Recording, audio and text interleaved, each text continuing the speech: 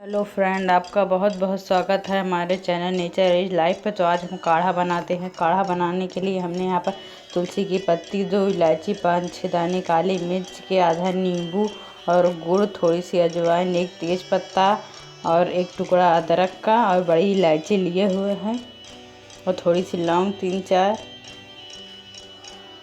तो हम भगोने में 2 गिलास पानी डालेंगे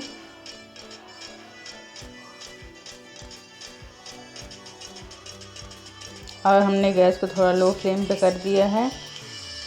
और अदरक, काली मिर्च और बड़ी इलायची को हम कूट के इसमें डाल देंगे। काली मिर्च सूखी खांसी और सर्दी के लिए बहुत फ़ायदेमंद होती है।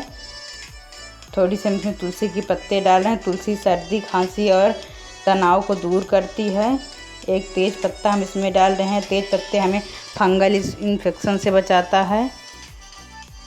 और थोड़े से हम लौंग डाल रहे हैं। लौंग में विटामिन सी होता है जो हमारे इम्यून सिस्टम को मजबूत करता है।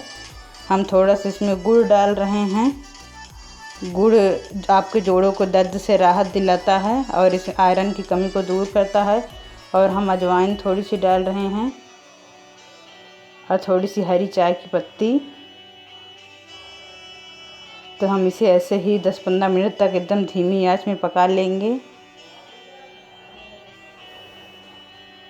और हम थोड़ा सा इसमें अब हल्दी डाल रहे हैं, 1 चुटकी। हल्दी एंटीबायोटिक होती है।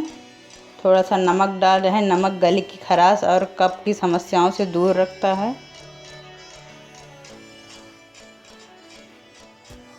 तो देखिए 15 मिनट बाद काढ़ा हमारा बन गया है। हमने 2 गिलास पानी रखा था, अब ये पककर 1 गिलास हो गया है।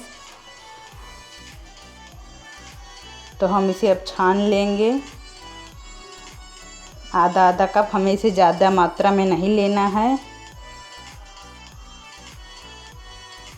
ये सर्दी, खांसी, जुखाम में लाभदायक होता है काढ़ा।